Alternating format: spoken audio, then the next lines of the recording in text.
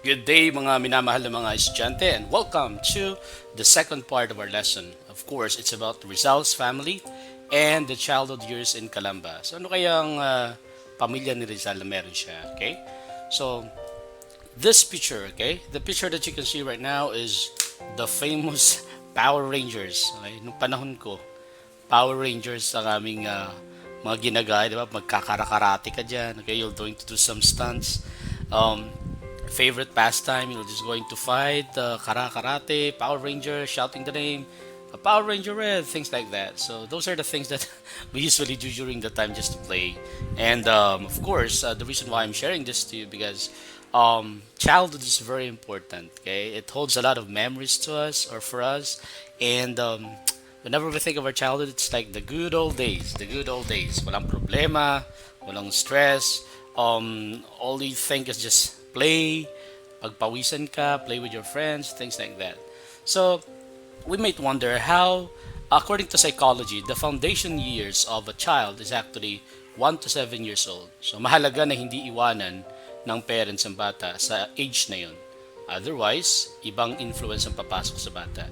So right now, we're going to use the history of Rizal's family as a way to understand a glimpse of the character of Rizal when he grew up. Okay? So, ikaw, ano ang may share mo nung bata ka pa? Perhaps or probably most of you are like, you were born year 2000? 2012 something? No, 2009, something like that. Yeah, kasi 20 years eh. Sa 2020 na ngayon. So perhaps 2001 kayo or year 2000. And I know you have a lot of childhood memories during that time. Naalala ko nung year 2000, akala ng marami dahil 2000 nagkaroon ng tinatawag na Y2K bug. What does it mean? Y2K bug is a there's a fear among people during the time that the computer will not be able to read all the codes na tatlong zero. Kasi from 1999, magiging 2000 na yung date. So, nagkaroon ng panic na Y2K bug, magko-collapse daw yung mga system. It's like the end of the world. Okay? So, that was scary during that time. Pero after New Year ng year 2000, wala naman nangyari. So, life goes on. Okay, our guide questions for this lesson is number one, how did Rizal describe his childhood days? Okay, from Rizal's point of view, paano niya binalikan ang kanyang kabataan? And then, how did Rizal's childhood affected his thoughts in life? And of course, we're going to compare, especially your childhood with Rizal, and you're going to identify the similarities and the differences. And of course, why is it the childhood memories are very important? Okay, so let's start. So, birthday ni Rizal, June 19, 1861. Ang sabi ng kanyang account, sabi ni Rizal, I was born in Calamba on 19th of June 1861, between 11 and midnight, a few days before full moon. It was a Wednesday and my coming out in this veil of tears would have cost my mother her life had she not vowed to the Virgin of Antipolo to take me to her sanctuary by way of pilgrimage. So nung bata si Rizal, nung pinanganak si Rizal, medyo nahirapan yung kanyang nanay. Okay? And siguro if there are students right here whom your mother will always tell that sa iyo naubos ang luha ko. Okay? Ibig sabihin, nang hirapan siya ng mga anak. Remember class, marami sila ni Rizal. But this boy, okay, talaga siguro kaya love ng nanay kasi talagang nahirapan siya nung pinanganak. May mga kaso kasi na, halimbawa, forceps baby.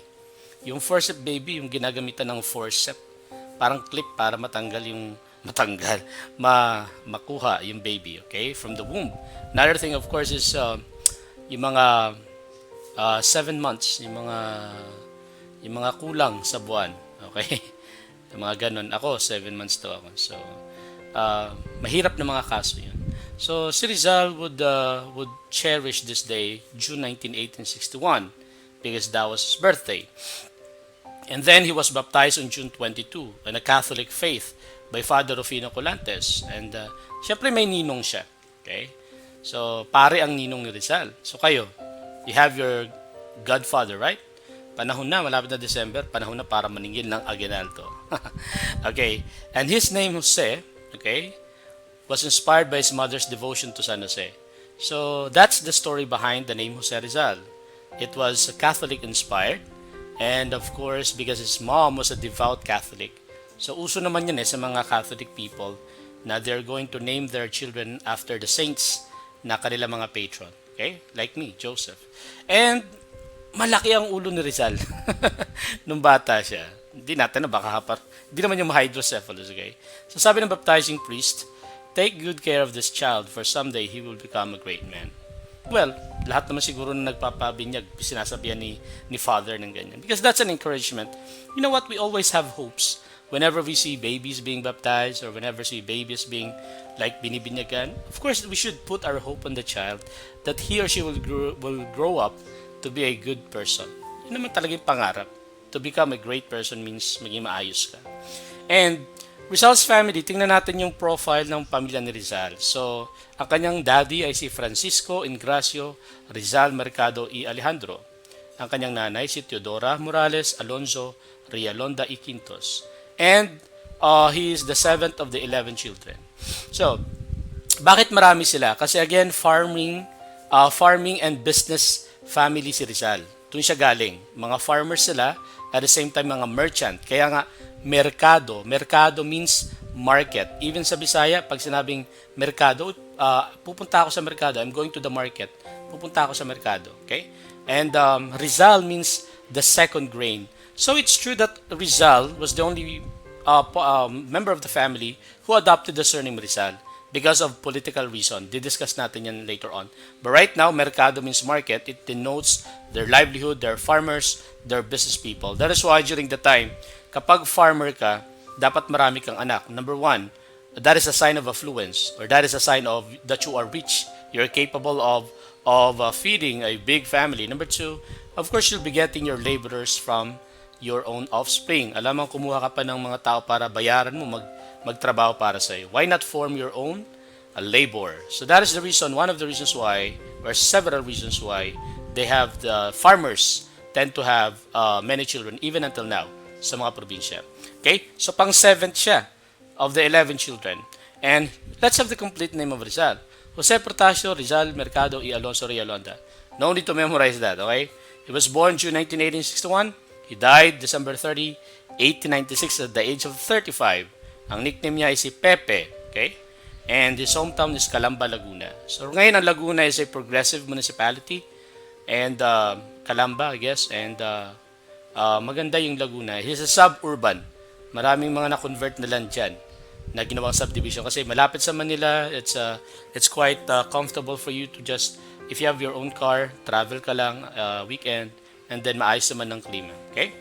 And then here's the family tree of Rizal. I don't know if you know your family tree, but on the father's side, we're going to see that Francisco Mercado Rizal is actually or sprung from a Chinese descent. Okay? So ang kanyang mga lolo ay mga Chinese galing China. So si Rizal po ay may lahing Chinese. Sa side naman ni Teodora Alonso, makita natin na Teodora Alonso got 3 brothers. And these 3 brothers, yung mga tito ni Rizal, they will play a great role in developing the child's different capabilities. Okay? Sa arts, sa sports, and even sa parang STEM-like na mga kakayanan. And we have here, of course, on the screen, you're going to see the sisters and one brother of Rizal Pasiano, which will, of course, is Kuya. So talagang mahalaga si Kuya Pasiano. And then the rest are sisters, mga babae. So, imagine mo yan ang family ni Rizal. Lumaki siya na napapaligiran ng pag-aalaga ng kanyang nanay at ng kanyang mga kapatid na babae at may idol siya. Parang sa Naruto, si Itachi at saka si Sasuke, di ba? Mga Nichan. Sa anime, usong tema yan. May kuya at may kapatid na brother. Okay? So, ulitin natin, that's the family of Rizal. Balikan natin. Ang family niya sa father's side came from a Chinese descent. And then, sa mom's side, we have these 3 brothers. Mga may kaya din yan. And they're 11 in the family. Pang-7 siya. And, ito pa yung Rizal's family. Mayaman ang pamilya ng Rizal. Kung sa standard natin ngayon, mayaman. We call them Principalia or Ilustrado. Okay? Kaya nga yung kay Alden, di ba? Ilustrado. So they are the middle class families during the time when the Spaniards rule in the Philippines like 300 years now or more or magti 300 years na, may mga family na yumaman that they were able to be educated, they can speak a little bit of Spanish, and they're able to penetrate the economic activity of the island. And they are the tenants of Dominican priests. Ibig sabihin ng tenant, may mga lupa na pinagkakatiwala sa kanila and they have to farm it. So ibig sabihin, talagang hawak din talaga yung lupa, hawak ng mga priest. And it is something that is unusual because if you are a priest, supposedly, you have no property, personal property or property ng church, di ba? Parang, what's that? The church has a business. And then, paano natin malalaman noong unang time that they're rich? So, they're a sign of affluence. They have this large stone house. They've got this private library. They've got this karawahe, yung hinihila ng kabayo, parang katumbas ng kotse ngayon. It is the equivalent of the car nowadays. And the last is they were able to send their children to colleges in Manila. So right now, if you're rich, the same holds true, right? Kapag mga mayaman galing province, they would usually send their children to Manila because again, at the end of the day, until now, Manila is the center of education. We have these universities, the best, the top universities, and then of course it's the center of commerce and trade. It's the symbol of modernity even until now. So may mga schools naman na magaganda sa provinces, but kahit dati pa, the usual tradition is if you are rich and you want to get the best education, you send your children to Manila. Okay? So yan ang panahon ngayon hanggang ngayon. And this is a picture of the bahay na bato ni Rizal sa Calamba. Pangmayaman. Okay? Kasi malaki, spacious. You have the capacity para mag-party, mag-invite ng mga guests, ng mga significant people sa hometown mo. And then of course, this is the interior. It's actually a replica, but then again, you will have an idea, mga nara na furniture, fully polished, and then of course, yung interior niya sobrang ganda. Okay? So that's where we're going to end. We're going to have part 2 of this. So